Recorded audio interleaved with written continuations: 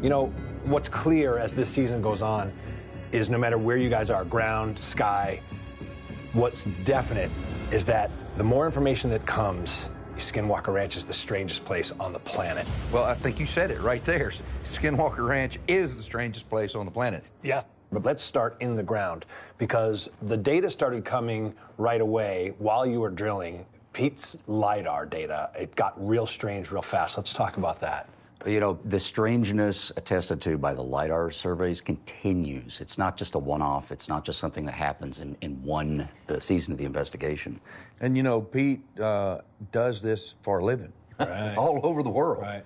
And he has never seen anything like what happens here to the exact same piece of equipment. And that's something that's a big head-scratcher. Hey, guys. I've got some data to show you from the Lidar scans. I want to show you the scans from the ground first. Okay. I overlaid all of the scans that Caleb took on the ground. So here we're looking at 4 of the terrestrial laser scans at the triangle. The first thing you might notice is there's no evidence of the bubble in any of these scans. Okay. That's interesting. The next thing you might notice is these blue icons show the scanner position according to the GPS in the scanner. Now what this shows, there's about an 80-foot difference between the first scan and the last scan, which doesn't make any sense because we didn't move the scanner. Whoa. Wow. I mean, the data's telling us something. Something is giving us this anomalous data. Are we looking at something that is somehow modulating or affecting what's going on inside the instrument, including the measurement of time? Yeah. The LiDAR is somehow being interfered with, and you're trying to interpret something that you don't even understand what it is. At this point, we might as well say that what the LiDAR is showing us is the intersection of our objective reality with some other set of conditions, maybe some other reality. Yeah. I mean, for God's sakes, we all believe now that there's this invisible bubble that's 2,000 feet in radius surrounding us right now. That's the fun explanation, right? Again, this comes back to precise time measurement when we're doing these experiments. And these LiDAR devices have the most precise clocks in the world.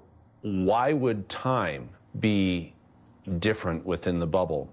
Why would clocks be manipulated? Yeah. I mean, these are significant, strange observations that we're seeing. You know, whether it is the bubble or the mesa that is triggering these things, or a combination of both that we don't understand, I want to focus on the mesa now, because watching you drill after last week, all the teasing and setup, it was really cool to watch. And then to have a find at 60 to 70 feet. Thomas, where do we sit now in terms of what that might be? After the first 2 vertical shafts that we've drilled, I'm pleased that finally we're getting some validation. We get down to that 60, 70-foot mark, and we find metal. And if you remember, this is the area that we have found metal before. And so to find metal that came up out of the hole, and one that we have an extremely high confidence level that it did not come from the drill. Could you be chipping pieces off the main object then? I mean, are you on it? There's a vertical drill. Maybe. But when they were drilling, the drilling team says they felt like they were going through layers of hard components and then soft components and so on. Almost like, say, if you were drilling through a wall. You know, you hit the exterior wall, then the insulation, then the interior wall, and so on. So maybe, I don't know. Well, I was gratified, and I know fans around the world were tonight, to see something come out that's metal and anomalous, no matter how small. Yeah.